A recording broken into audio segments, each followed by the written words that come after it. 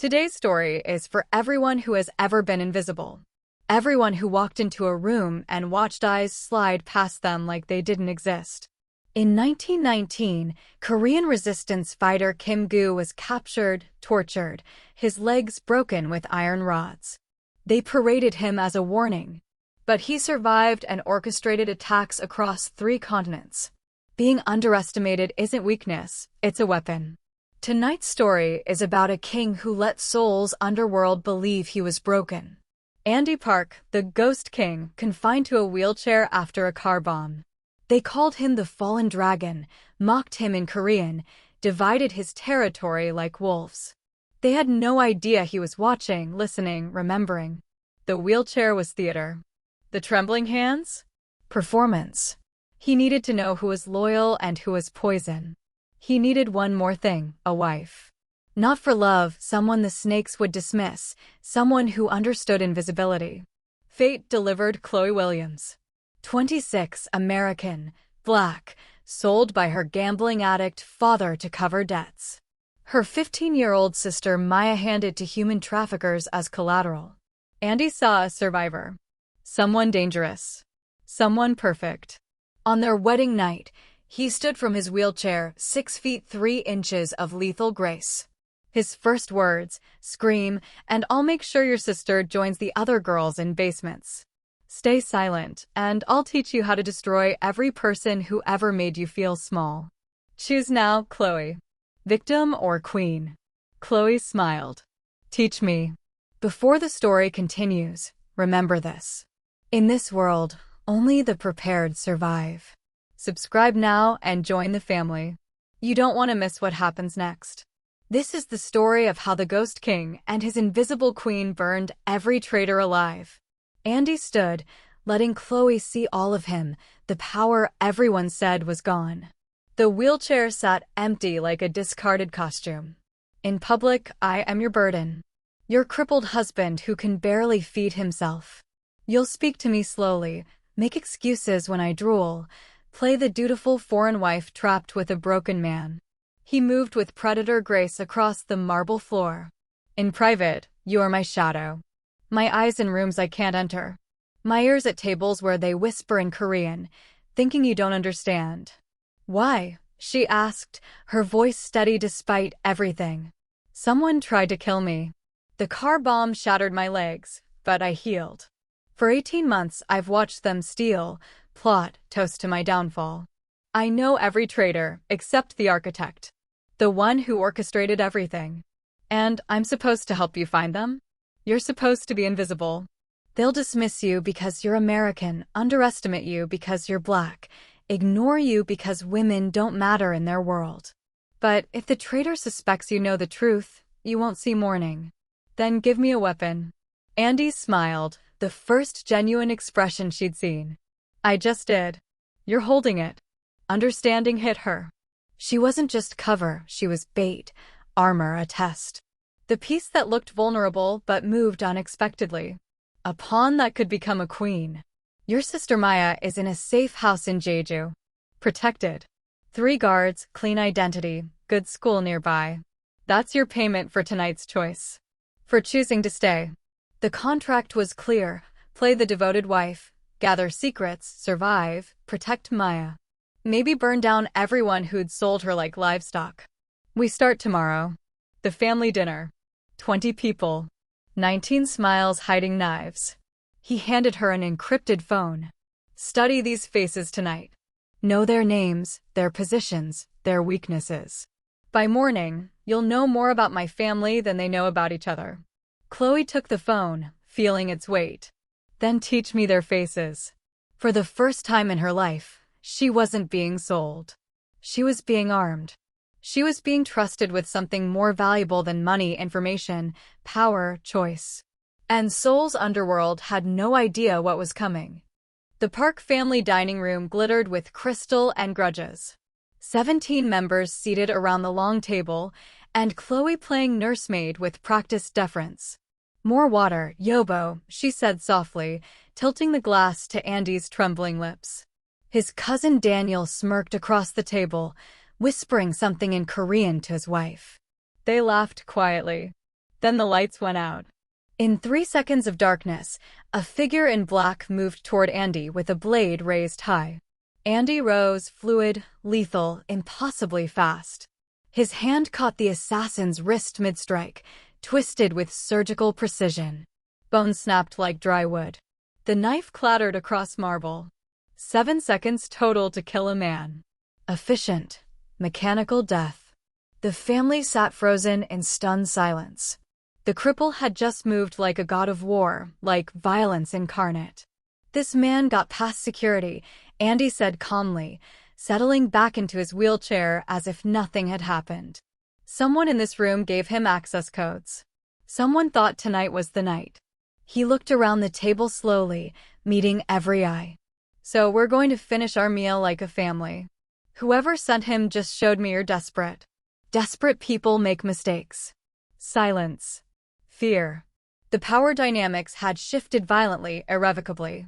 When the room finally emptied, Andy cleaned Chloe's grazed arm with gentle precision. The monster who'd crushed a throat now tending a scratch with surgeon's focus. I didn't scream, she whispered. No, you didn't. You stayed perfectly still. That takes discipline. The cold monster thing, that's another disguise, isn't it? Andy's smile was sad, almost vulnerable. In my world, gentleness is weakness. Caring is a target you paint on everyone you love. Enemies study you for soft spots. And underneath all the masks? The mask slid back for just a moment. Underneath is someone who learned at 12 years old that mercy gets the people you love killed. My mother showed kindness to a rival's son. They sent her back to us in pieces. But Chloe had seen it, the flash of humanity in how he touched her wounded arm. That made him far more dangerous than any beast. Because a man who could kill without hesitation but choose tenderness? That was someone who understood power's true cost. Someone who'd paid it repeatedly. She was beginning to understand her husband wasn't broken. He was perfectly, terrifyingly whole. Marcus Williams reeked of desperation and cheap alcohol when guards escorted him into the sitting room. Stained shirt, shaking hands, red eyes seeking exits like he'd done something wrong. Chloe felt nothing. That was new. Baby girl, he stammered, forcing a smile. Living like a queen now, huh? This place is something else. What do you want, Dad? I'm in trouble. The choice say I still owe money, interest piled up, you know how it is. I need information about your husband. Who he's meeting, what territories he's moving, business stuff. Something to trade, to get them off my back. There it was. He didn't come to check on her. Didn't ask if she was safe, happy, alive. He came to use her again. You want me to spy on my husband? He's in a wheelchair. What's he gonna do, run after me? Marcus laughed nervously. Just little things. Names, dates. You hear stuff, right? Stop. For the first time in her 26 years, Chloe saw him clearly. A weak, selfish coward who'd sacrificed both daughters for his addictions without losing sleep. Maya is safe. Somewhere you'll never find her, with people who actually value her life more than a poker hand. You can't keep her from me. I'm her father. You sold her to human traffickers. Signed papers that transferred custody for $30,000. She stepped closer, he backed up instinctively. Tell the choice. Andy Park knows nothing. He drools at dinner. I change adult diapers and wipe drool from his chin. He's useless. Then stay away from us. If you come back begging, I'll make sure the next wheelchair is for you. She'd never threatened anyone before. It felt like breathing after drowning. Marcus left defeated, tail between his legs. Chloe's hands shook from adrenaline. That was well done, Andy said quietly from the shadows near the window. He'll tell the choice you're useless. Is that what you wanted?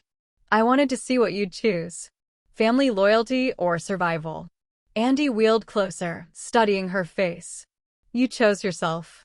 That's the first rule of staying alive in this world. Outside, Marcus climbed into a taxi, already rehearsing his story for the choice. He never noticed the black sedan following 3 cars behind. Andy had just used him as a messenger to deliver a lie that would make enemies confident, careless, dead. Park Halmoni poured tea with steady 83-year-old hands, each movement deliberate. You pour like you're afraid of breaking something. In this house, everything is already broken. We just decide which pieces to keep and which to throw away. Andy sat across from them, no wheelchair here, in his grandmother's private garden. His grandmother had always known the truth. "She tells me you lied to your father," Halmoni said, looking at Chloe appraisingly. "Protected my grandson when blood should have called to blood. My father sold me. Blood doesn't mean loyalty." "No, it doesn't." She switched to Korean, then caught herself with a small smile. "Speak English. She's not a pet to be discussed around. She's your wife, Andy." When Halmoni left to answer a phone call, Andy began unbuttoning his shirt slowly. Chloe saw them, scars twisting across his back like a roadmap of violence. Burn marks from the explosion, surgical incisions, shrapnel evidence scattered across his skin. The bomb was real. 3 fractured vertebrae, second-degree burns across 40% of my body. They said I'd never walk again. He turned to face her, letting her see everything. "I spent 6 months in Swiss rehabilitation, brutal physical therapy, wanting to die most days.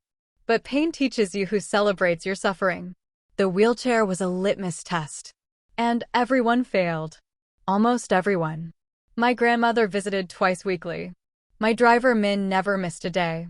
The housekeeper brought my favorite foods. He paused, something vulnerable crossing his features.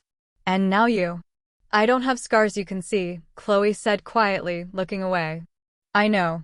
His hand hovered near her face, not quite touching. "Because you flinch when people raise their voices. Make yourself small in crowds. Apologize for things that aren't your fault, like existing takes up too much space." "I recognize invisible wounds, Chloe." Something cracked in Chloe's chest, a wall she'd built brick by brick since childhood. "I spent my life being too much or not enough. Too black for some spaces, not black enough for others. Too American, not Korean enough. I learned to be whatever kept me safest in the moment." "And what are you now?" "I don't know yet. But I'm tired of disappearing to make other people comfortable." His thumb brushed her cheekbone with unexpected gentleness. "Then don't. In this house, you don't have to be invisible anymore." They were the same, 2 people who'd learned weakness meant destruction, who wore armor so thick they'd forgotten their real skin underneath. The Shilla Hotel ballroom glittered with Seoul's beautiful predators dressed in designer labels. Chloe wore midnight blue silk, Andy's choice, and pushed his wheelchair through whispers that followed like shadows. "That's her. The American her father sold like livestock." Lee Myung, matriarch of the Lee family, approached with 3 daughters flanking her like guards. Andy's choice surprised everyone. "We didn't realize he was so desperate for companionship." "Desperation is looking outside your family for strength," Chloe said smoothly, years of code switching kicking in. "My husband had the wisdom to look beyond Seoul's small, incestuous circles." Myung's smile sharpened like a knife. "Korean families have traditions, expectations, cultural nuances, ways that outsiders find difficult to navigate without making fatal errors. I'm a fast learner. Always have been. Are you?" "It must be so hard, caring for someone who can't even." "My husband is the sharpest mind in this room," Chloe interrupted, her voice like ice. "His body may have limitations, but his intellect is flawless. His memory? Perfect. He remembers everything." The temperature dropped noticeably. "How American. So sentimental about disability." Myung leaned closer, voice dropping to a whisper. "Accidents happen to careless brides. The young daughter-in-law fell downstairs last month. Broke her neck in 3 places. Such a tragedy." The threat landed clearly. Chloe felt rage crystallize clean, cold, clarifying. "Mrs. Lee, I appreciate your motherly concern. But I've survived things that make falling downstairs seem merciful. And I've learned something important. People who warn about accidents are usually the ones planning them." She leaned in, matching Myung's energy. "You want me to disappear? Get in line behind everyone else who's tried. But if something happens to me, my husband will know exactly who to blame." Unlike his legs, his memory works perfectly. He forgets nothing. Myung's face went rigid with barely controlled fury. Your wife has a spine, Andy SSI. I hope it doesn't get her killed before the year is out. When she left, Andy's fingers brushed Chloe's hand gently. You defended me without making me look weaker. Impressive. She threatened you directly. She did. Was I wrong to push back? No. But now you need to be careful. The Lees don't make idle threats. He pressed a recording device into her palm discreetly. Every word documented. I gave you tools and watched you hunt. You exceeded expectations. Chloe had been wearing a wire the entire time. She started laughing, the absurdity of it, the danger, the thrill. She wasn't prey anymore. She was becoming a predator. And she liked it. The email came at 2 a.m., pulling Chloe from restless sleep. A photo loaded slowly, Maya in a metal chair that definitely wasn't the Jeju safe house, terrified, today's newspaper in her lap proving the timestamp. Two men in Lee family colors stood behind her like executioners. Your father talks too much when drunk. Come to the address below. Alone. Tell Park and she dies screaming. You have 2 hours. Chloe could wake Andy. Should wake him. But the message was brutally clear. Any deviation meant Maya's death. She was out the door in 5 minutes, taking a taxi to Itaewon. The warehouse was abandoned, industrial, perfect for what came next. At the charity event she used as cover, a server offered champagne. 5 minutes later, her vision blurred dangerously. Strong hands caught her fall. Easy now. I've got you. Min, Andy's driver. His most trusted man. Darkness swallowed everything. She woke zip-tied to a chair, head pounding. Min stood before her, no longer the respectful servant who drove them everywhere. You're the traitor, Chloe said, testing the restraints. I'm a pragmatist. Andy Park is dying, maybe not physically, but his empire is crumbling. The Lees are the future, the smart money. Min's smile was sharp and cruel. I've been feeding them information for 3 years. The bombing? My work. My contacts. Tonight, I fix my one failure. I finish what the bomb started. You need me to draw him out. Smart girl. For his wife, he'll drop the act. The Lees will have proof, video evidence that the Ghost King is a fraud. His empire collapses within hours when his weakness is exposed. Min pulled out his phone, filming her. Then I kill him personally. You? The Lees haven't decided yet. Your sister's just leverage to ensure your father's continued cooperation. He's useful for now. The trap was complete, elegant in its cruelty. Her father's visit, Maya's kidnapping, everything designed to lead her here like a lamb to slaughter. Andy will know it's a trap. He's not stupid. Of course he will. But he'll come anyway. Min crouched close, breath hot on her face. Because despite all his calculation, all his cold strategy, he's developed a weakness. Her name is Chloe Williams Park. One enforcer sent the message with her location. Chloe tested the zip ties desperately. Too tight, cutting into skin. He'll kill you, she said with certainty. He'd have to survive first. I know every weakness, every move, every contingency plan he has. Min walked away confidently. When he comes crawling from that wheelchair, pretending to be strong, we'll see who Andy Park really is. Approaching vehicles echoed outside, multiple engines, heavy and expensive. The Ghost King was coming. And Min had no idea what he'd unleashed. The warehouse door exploded inward. Andy walked through in a perfectly tailored Tom Ford suit, no wheelchair, no trembling, no performance. Just controlled violence in human form. Behind him, 20 armed men in Park family colors fanned out strategically. Min froze, confidence evaporating. You came. Did you think I wouldn't? Andy's voice was conversational, almost friendly. The Lees had extensive operations. 14 minutes ago, their Busan warehouse went dark, complete electrical failure, 50 million in product ruined. 11 minutes ago, their Gangnam casino experienced catastrophic structural failure. 8 minutes ago, their patriarch Lee Dae-young suffered a fatal heart attack, insulin overdose, Very tragic. 6 minutes ago, their accountant uploaded every financial record to prosecutors. 3 minutes ago, their blackmail files hit every major news outlet simultaneously. He stopped before Min casually. 30 seconds ago, the Lee family's remaining leadership surrendered to park protection to avoid prosecution. Min went white as paper. That's impossible, the coordination required. I've been coordinating since you sent that first email. Andy showed his phone, tactical grid, real-time updates, confirmed eliminations scrolling past. Did you actually think I'd walk into your trap without burning your allies first? Without removing every piece from the board? While Andy spoke, Chloe worked the zip tie against the chair's rough metal edge desperately. The plastic snapped suddenly. Her hands were free. Nobody noticed. All eyes remained fixed on Andy's performance. I knew there was a traitor for months. I needed them to reveal all their connections, every Lee contact, every corrupted official, every weak link. Andy smiled without warmth. You weren't the trap I walked into, Min. You were the rat I followed to find the entire nest. And tonight, I exterminated it completely.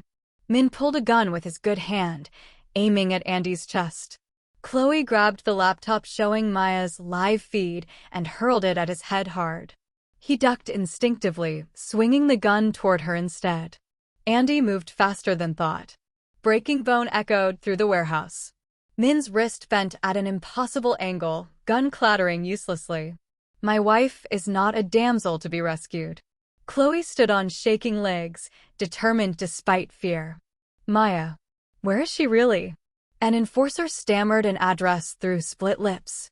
Andy's men scattered immediately to retrieve her.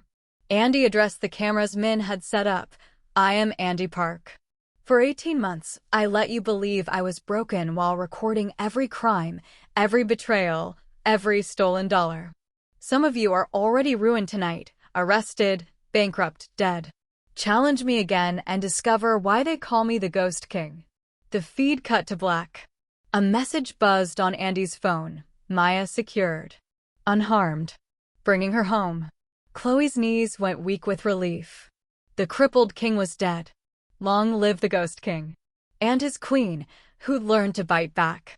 In the chaos of surrender, one Lee enforcer broke free from restraints, the one who'd been guarding Maya.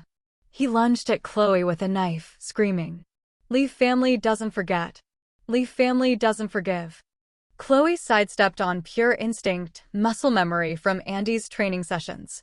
The man stumbled past, recovered quickly, grabbed her throat with crushing force. Vision tunneled dangerously. Panic clawed up her spine like ice water. Every instinct screamed to freeze, submit, wait for rescue like she'd done her entire life. Stay silent, and you might survive me. Andy's wedding night words echoed. The choice he'd given her. She'd chosen to learn. Now she had to choose to act. Her hand found the broken laptop, jagged plastic edges, sharp metal components exposed. She swung with everything she had, all her rage and fear behind it. Impact was wet, sickening. His grip loosened slightly. She swung again, harder. And again. He collapsed, blood pooling dark. The enforcer coughed blood, still reaching for her ankle weakly.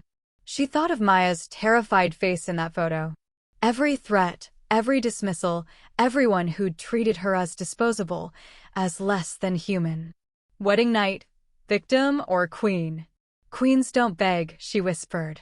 And brought the laptop down one final time with brutal finality. The breathing stopped completely.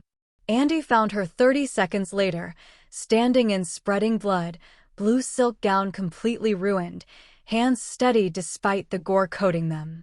He assessed the scene with professional detachment. You defended yourself. No. I killed him. He was down after the first hit, maybe the second. I kept going. She met his eyes without flinching. Because he thought I was weak. Because they all think I'm weak. I'm tired of being underestimated by men who don't see me coming. She looked at her blood-covered hands. Thought she should be shaking. Wasn't. I can't take it back. I crossed a line I can't uncross. Yes. I'm not sorry. Not even a little bit. Good.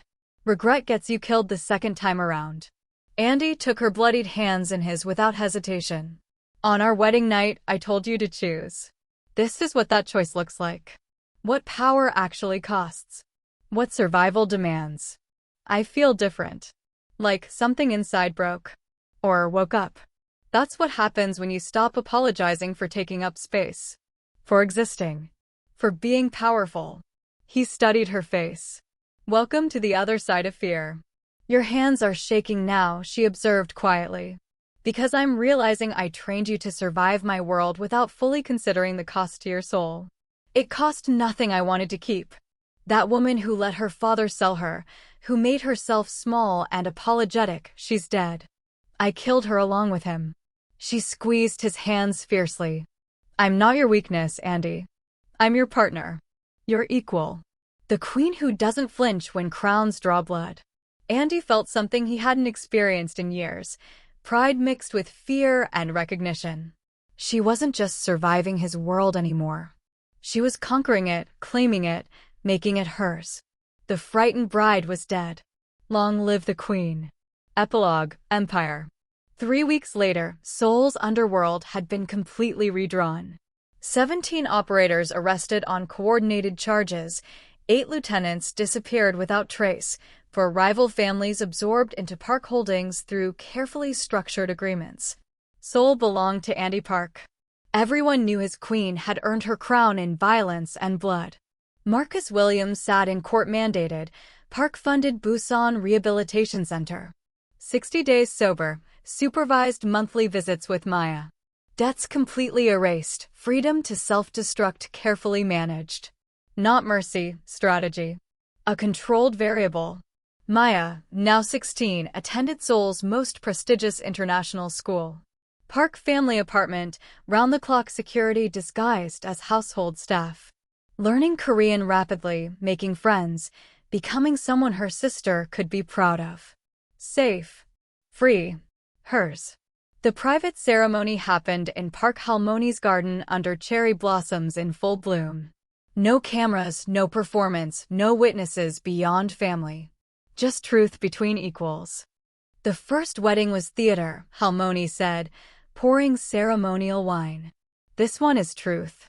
Speak your vows honestly. Andy took Chloe's hands, scarred meeting scarred. I vow to never underestimate you. To trust your strength as I trust my own. To stand beside you, not above you. To protect what we're building together with everything I have. And to love you with everything I am, not despite your darkness, but because you earned it the same way I did. Through blood and pain and choice. Chloe's carefully prepared words evaporated.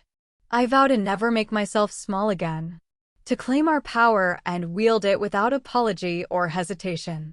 To protect our family with everything I have and everything I've become. And to love you not as savior or monster, but as the man who gave me tools to save myself and the courage to use them. Then you are married. Truly married.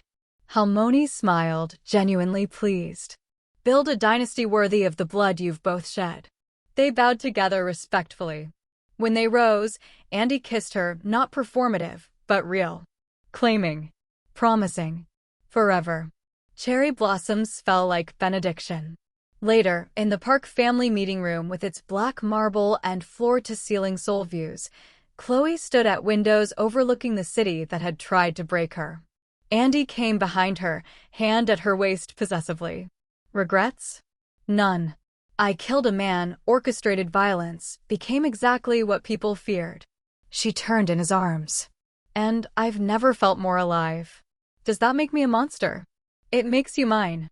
His smile was soft, genuine, vulnerable. You stopped being a piece in my game and became the player I couldn't predict. The equal I didn't know I needed. Is that a problem?